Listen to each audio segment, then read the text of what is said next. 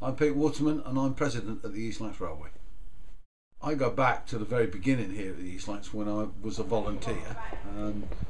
This because I live just outside Warrington, so this was easy for me to get to. They were a very small group in those days.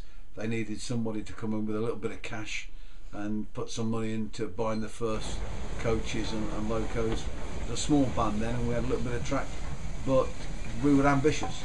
And it was the first railway that I joined that didn't have a structure, a hierarchy. It was everybody had a say, and it worked.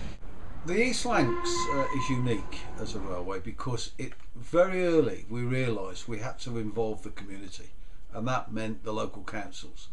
And where other railways just plodded on in the middle of nowhere, we bought in the local councils first, Bury, and then Rochdale, and that enabled us to move quicker and move within the community.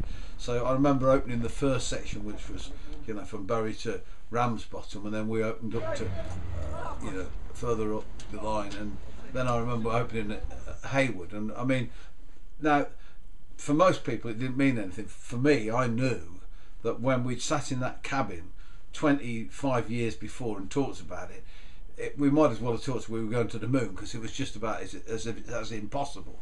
So to stand that day on Haywood Station and open it, I knew how much work had gone in from the volunteers, but also how much the local community had worked at it, and local councils, because without it, it wouldn't have worked. And it was through the Channel 2 we've been involved. I think that the East Lancs now has stood out over the last 30 years as the one railway that said it can be done and did it.